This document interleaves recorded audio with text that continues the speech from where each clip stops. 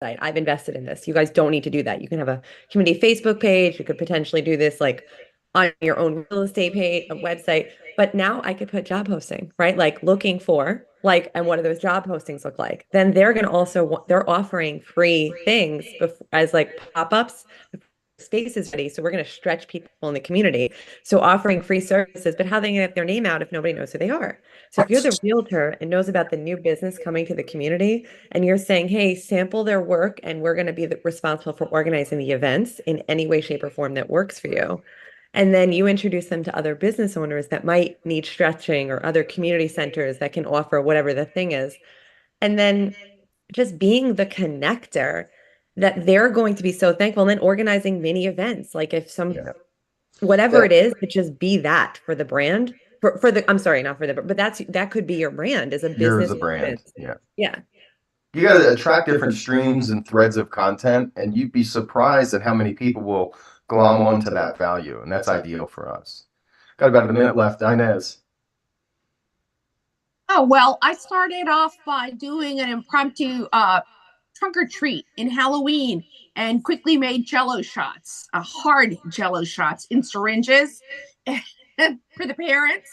And they loved it. And I floated the idea of something I wanted to do, which was Christmas in the driveway. So we did that Christmas and paired it up with collecting toys for domestic abuse women. And so the women loved it so much that now we're going to start doing, waiting for a better weather. We're going to start doing, and I have to think of a catchy name. We're going to start doing socials in the driveway.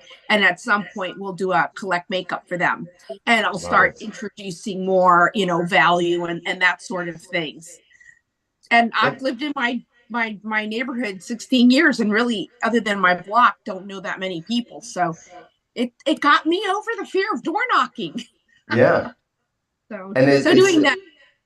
I love it. That's the value we have to bring to people, Inez. Thank you for doing that. And, 16 years is a long time. You'd be surprised at how many people actually probably know you.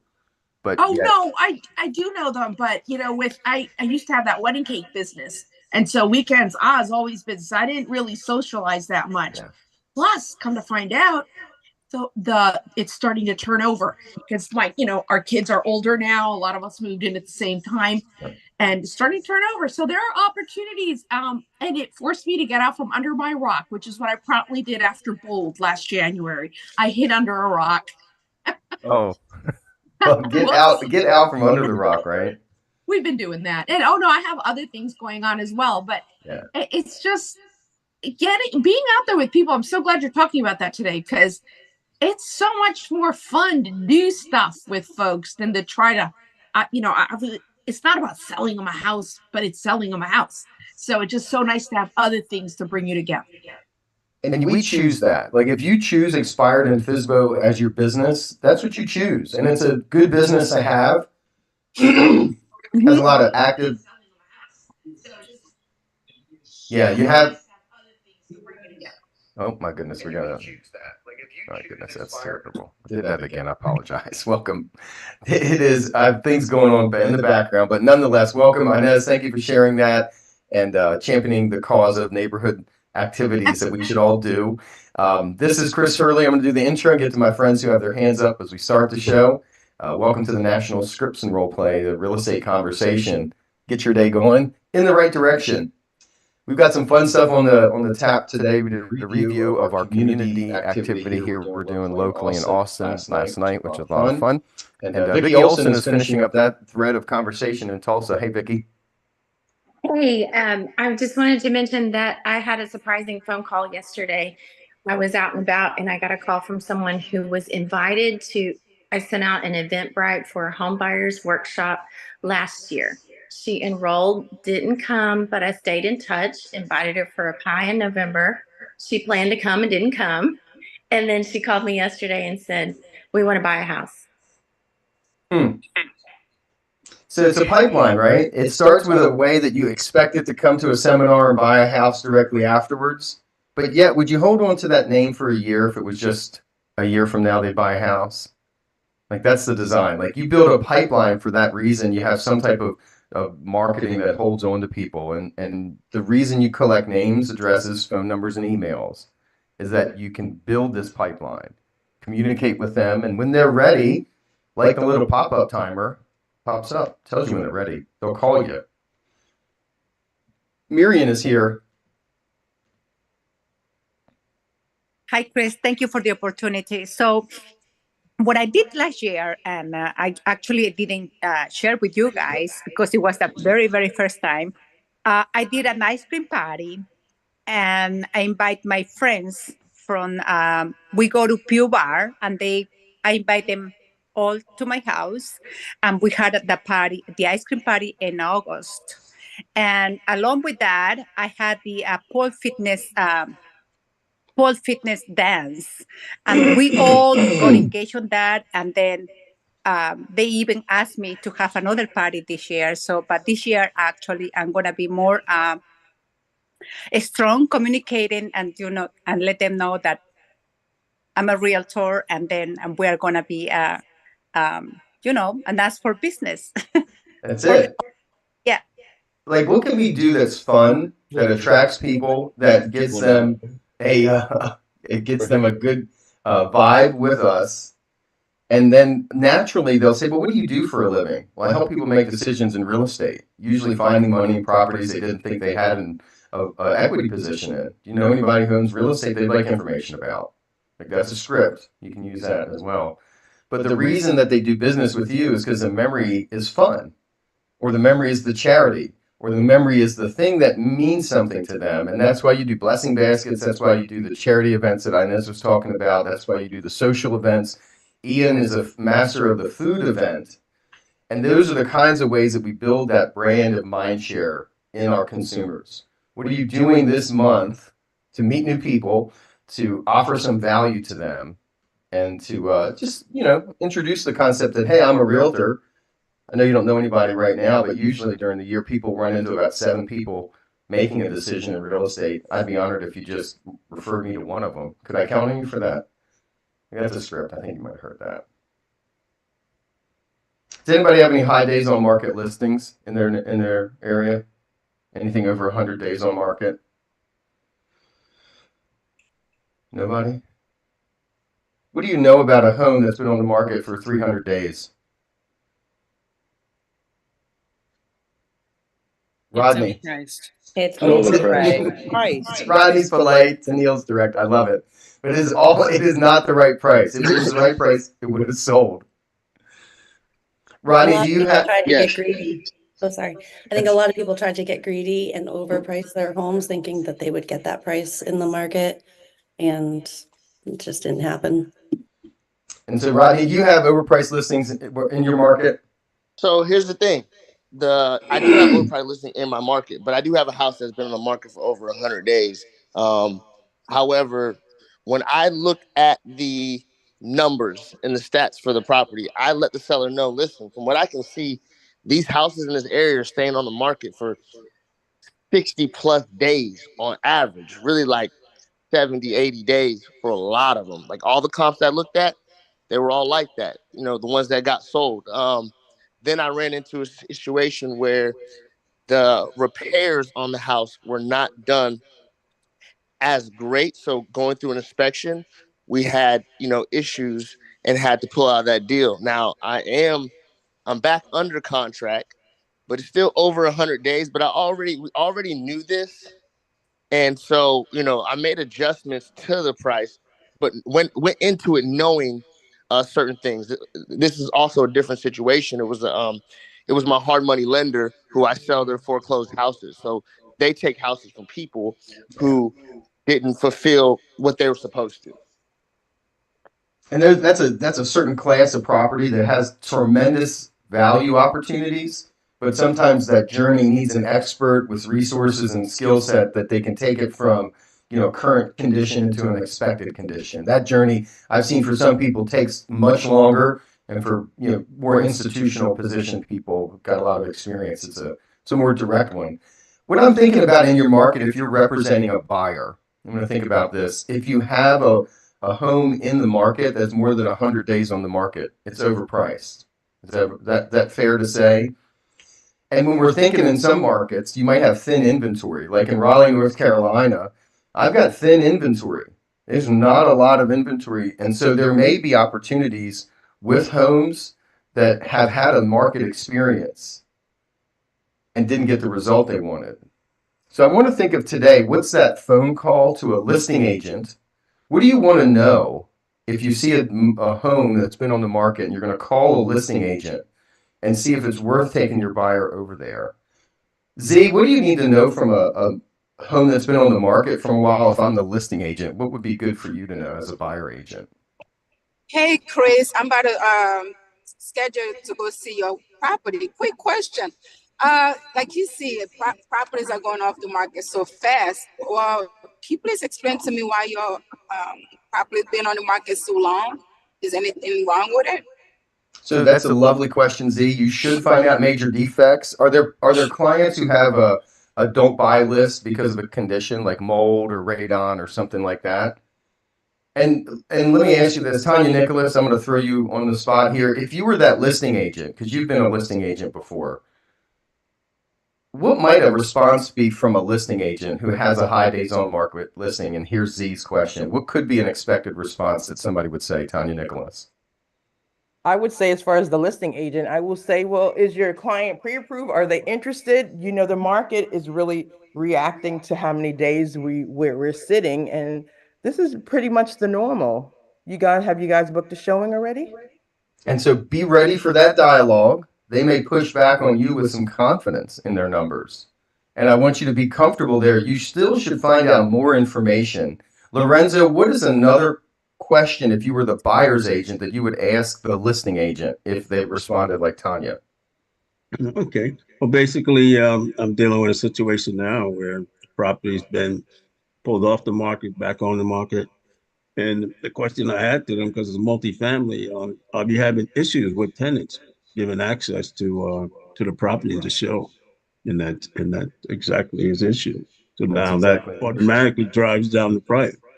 And basically say, so if my client was interested in buying it with the tenant, would your seller be interested? Yes, and now we're talking about $100,000 less than what they're asking. Yeah. For was. Maddie, if you were representing a buyer, what would you want to know from the listing agent about something that's been on the market for a while? Chris, has your seller rejected any offers? Would you please share that information with me? Love that. That is a brilliant question. Vicky DeLuca, what's another follow-up question to Maddie's? My whole thing is that I would just want to find out, Chris, let me know, is there anything that I should be aware of about the house? And just curious, how motivated are your sellers? Love that. Kelly in Hartford, what's the follow-up question to Vicky's? Vicky kind of just nailed it from me, which is honestly, tell me, Chris, are your sellers serious in selling? What is their next step after they are to sell? Matt Cannon in El Paso, what's a follow-up question for that listing that's been on the market for a bit? Well, I was actually going to respond as a listing agent. If you have a property that's a little bit longer, I'd say, hey, you know what? This property just has a severe case of the awesomeness. This property is really cool. You just need to come see it. Matt. All right, Donna Gilbert. Go, Donna. So I have a client. We've been over to see the property. We're really interested in putting in an offer. As we're putting together numbers, I was just wondering, are you having any conversations with your client about a price reduction?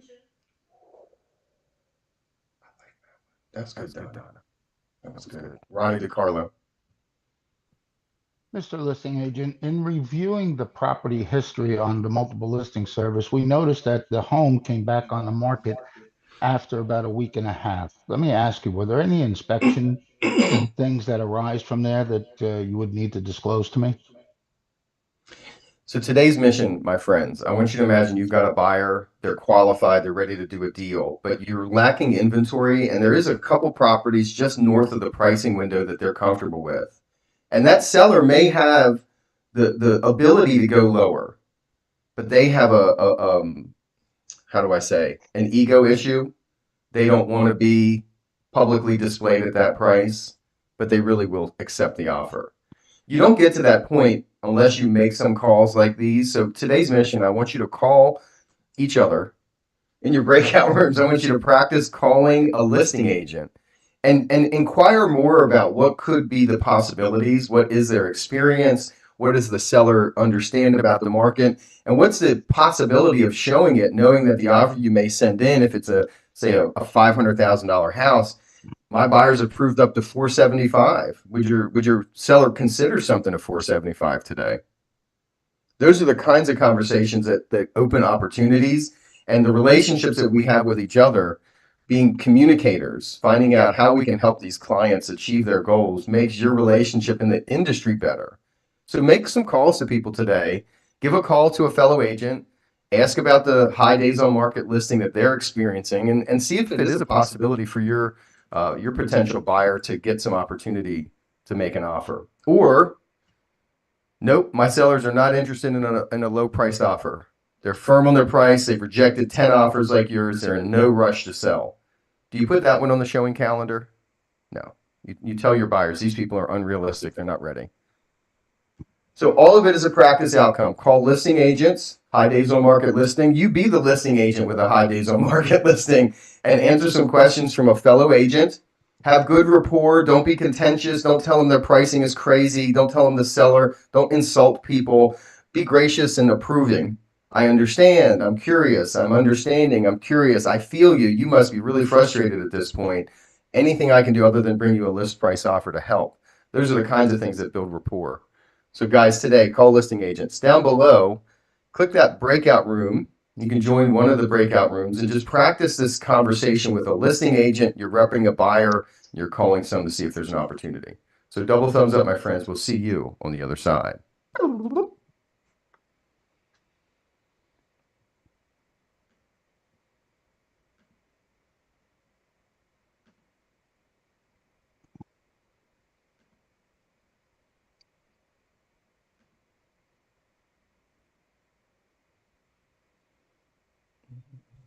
Hi, Chris. It's Pat. How are you? Hey, Pat. Good to hear from you. So this isn't a question. I just wanted to say that yesterday at our market center, somebody brought in a deck of cards, and they're about role playing. It's called exactly what to say, role play. And I think there's a book that accompanies it by somebody named Phil Jones. Mm-hmm. And we started doing it with with a bunch of agents, not all of them.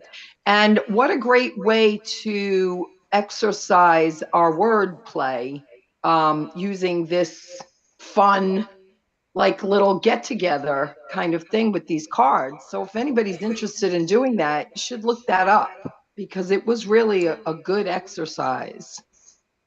George is holding up his version of it. Hold it up again, George, so people can see.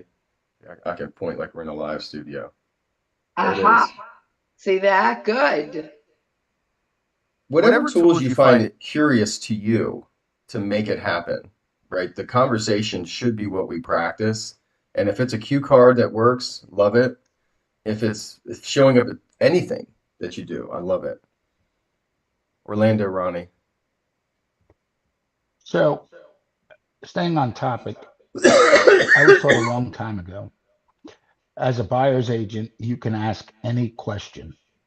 Now, before you all go to the ethical stuff, the unethical is if the listing agent answers you something that they shouldn't have.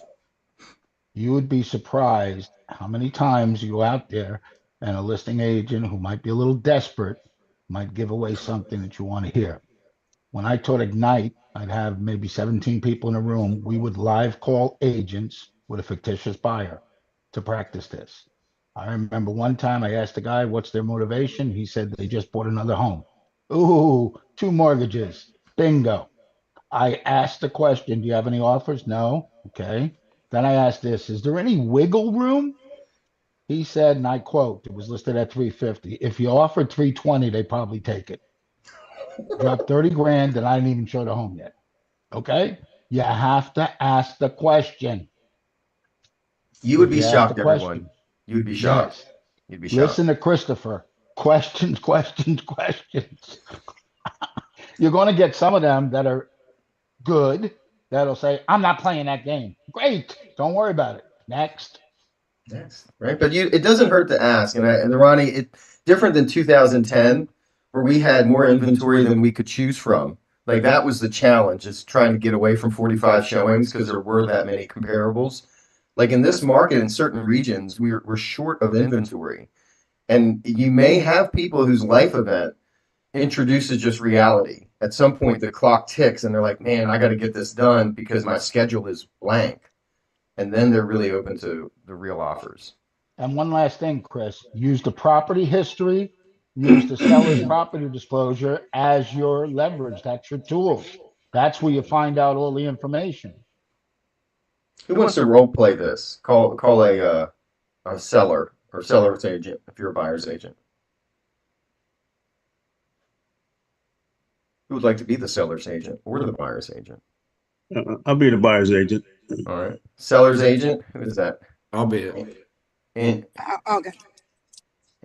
All right. We'll do Angela, then Angela, you'll go next. Ian is the buyer. Ian is the buyer agent. Go, Ian. Lorenzo's the listing agent. Hey, Lorenzo, calling about your listing on 123 Main Street. I see it's been on the market for a while. Can you tell me a little bit about that? Oh, it's a great property. We've got a lot of activity, and it's showing well. When would you like to come by and see it? Well, I mean, my clients are coming in this weekend. I'm just curious why it hasn't sold yet. Well, the sellers are actually looking for, they have a number in mind, a list price, and they're looking to see who's going to give them the best on top of the list price. So, we have a lot of activity. Yeah, I just don't want to waste my client's time. Do you think, it's worth going to look at, or are your client stuck on that price? Well, he's motivated for his price, but you can come take a look at the property and you'll see that the house is definitely worth the price that we have it listed at. Okay, I'll take a look at it, but I'm just looking at some other homes that are similar in size. They're just quite a bit cheaper. So again, I don't want to waste my client's time. Now, I can understand that. We won't waste your time, and you'll love this property. So all right, it's I'll better be in than touch. anything on the neighborhood. All right, thank you. Bye. Clear, direct. I'm going to stay. Angela, do you want to be seller or buyer? I'll be a seller. Seller agent, Angela. Who wants to be a buyer agent? You can call Angela. I will. Z, is that you? Yeah. All right, Z is calling Angela. Z is the buyer's agent. Hey, Z. Hey, Angela, how you doing? I'm doing good. Thanks for calling me. I just got back from my walk, so perfect timing. Awesome. Hey, I'm calling about 123 Main Street. I have a client that's interested in it. And I looked at all of the disclosures. Some of them are not filled out, and it looked like it's a flip. I just curious, how long has it been on? Why has it been on the market so long? Well, good question. We put it on at probably the worst time of the year, just as Thanksgiving week hit, the week before, and people were racing out of town. And after COVID, the last 3 years, they were ready for a long break, and the schools got out here for a week, and pretty much we had a lot of calls about it, but I think that's what happened. Oh, okay. Are your clients open-minded to negotiate on the price? Yes, you know what, that's it. I appreciate you asking. We started high as they really wanted to, and you've seen we've made a reduction, and now that we're turning into the new year, I think they are more motivated. Okay, sounds good. What price do you think will make both parties happy in this deal? I wish I could tell you that, but as you know, my sellers would be thrilled to get the price right now that they're asking. So I can just encourage you to bring one and make sure it has a 5 in it. Okay. All right. Thank you very much. Okay. Would love to work with you. That was good. Thanks. I like that, Angela. That was good. Z, that was excellent. Thanks, Z. All right. I need a listing agent. You got a good listing. I'm gonna give you the thread to follow. You got to be the listing agent. I'll be the buyer agent. Who wants to be the listing agent? How are you? All right. I was thinking about you. I didn't want to call you, put you on the spot, but it's right there in the center screen. You've done that a few years ago. I know. All right, so Ruth, you've got a listing. It's tenant occupied. It's not a distressed sale. It's renovated, and it's listed at 365,000. Okay, been on the market 90 days. Okay. You ready? Ring, ring. Hello? Hi, I was calling about the house you have listed at 123 Main Street. Yes. I was calling because I have someone who's interested in it, and they want to put in an offer of 280,000. It's all cash though. Oh, wow. You know, as agents, we are obligated to present every offer. Obviously, 365 to 280. Hey, I don't get to make the decision, but what's making you want to bring such an offer, though? Well, my client's an investor. He's very experienced in the area, and you know, it's all cash though. It'll close real quick. It's all cash. I know it's cash, but again, it's not my home. I don't get to make the decision. But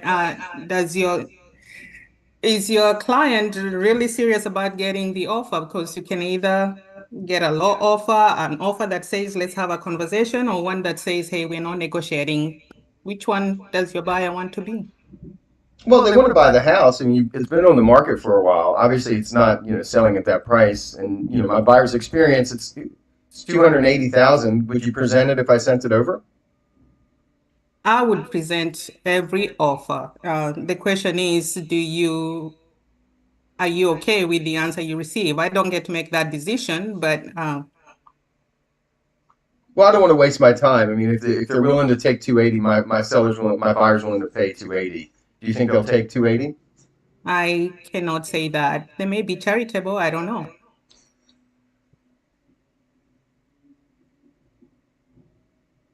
Okay, I'll write it up and send it over. I'll present it. You're so nice, Ruth.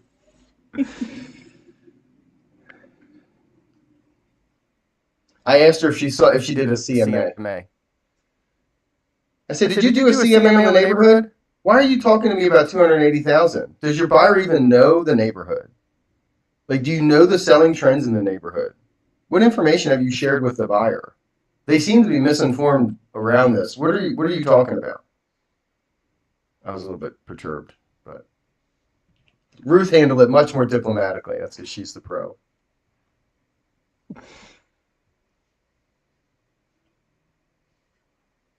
Yeah, I had one of those about 2 years ago where it was like, you got to be crazy.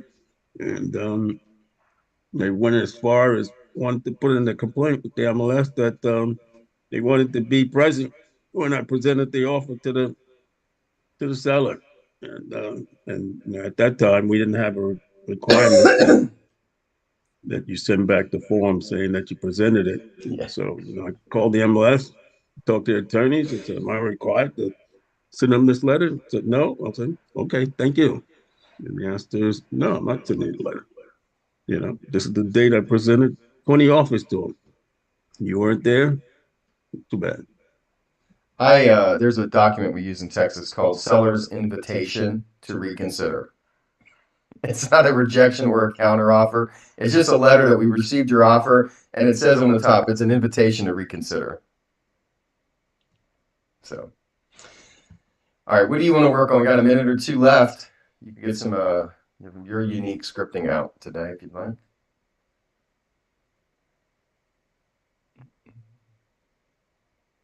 Chris, all right, Chris. Chris, I have it's been on the market for a while, and I have a client that is interested. I always showed it already. We want to submit an offer. However, we need 6% concession. Okay, you willing to write it up? Yeah, I'm willing to write it up so we can go down 6% on the price. And so the 6% pricing concession, is that something that has to go back into the fund, the loan? Do they need that to close the file? Yes, they needed to close the file. Okay. Are they a strong buyer? Because 6% is a lot of money. If they don't have any money to get to closing, is this like VA or FHA or something like that? It's FHA. They're extremely strong buyer. However, with the loan they need the full concession. Okay. Who's the lender? Who's the lender you're working with locally? My preferred lender. Okay, is it somebody who's local? It's not like an online resource, is it? Oh, no, local. Could you send me their pre-approval letter so I could talk to them about these buyers? Oh yeah, definitely. What's the buyer's current living circumstance? Are they in an apartment? Are they, what's their current, are they local? What's their deal? They are local. Unfortunately, I'm not in standards to disclose that to you. However, they are a very strong buyer. Here, I tried to get it. I know you did. I just did that and I won the bid.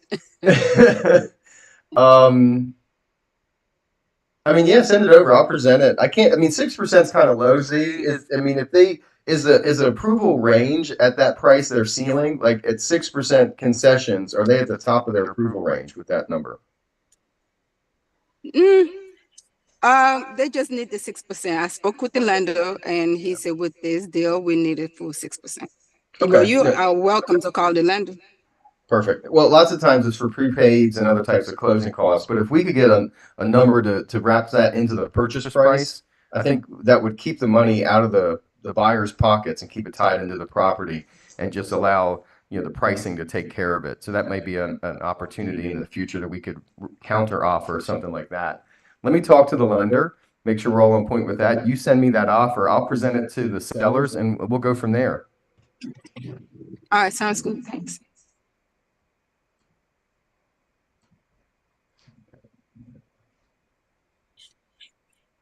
All right, got a minute left. I didn't click the button fastest enough. We're here. So minute left while the room's closed. If I want a quick hit, defend their commission, call a FSBO, call an expired. Room 8, all practice. Everybody was great. I hope so. Yeah, Shannon, Holly, Jenny. Hold on, Tally. Tally's not, you're on mute. What's up, Chris? I know you're driving in your car. Yeah. Right. Oh, I muted you. I apologize, partner. All right, back on the other side. Golden bumper sticker nuggets. Yeah, they're back. There we are. All right, so golden bumper sticker nuggets go away to slay our day. So honored to have people show up and get their words going in real estate and come back tomorrow. We'd love to have you here, get a friend or two. Tomorrow's Takeover Thursday. Want to make sure you remember we have a shift change tomorrow, a new hostess. She's always excited to do that. And on Friday morning, if you wanted to join me for a quick prayer session before James's call, 7:05 to 7:20, same link, scriptjedi.club. We'll do a rosary on Friday mornings. That's what our pattern has been. So you're invited to that as well. But golden bumper sticker nuggets before we go away. Any compliments to throw around the room? Daniel is here. Hey, Daniel. Good morning. So I had a great conversation with Patrick and Tammy in my breakout room. And, I guess the primary focus is when you're talking to a listing agent and you're the buyer's agent, please get to know them. And I said one of my things that I think really helped me win my last deal is I Facebook stalked them, and turns out we had a ton in common. And I said, oh, and by the way, I saw that your kid is in 4-H. I grew up in 4-H, and we hit it right off the bat.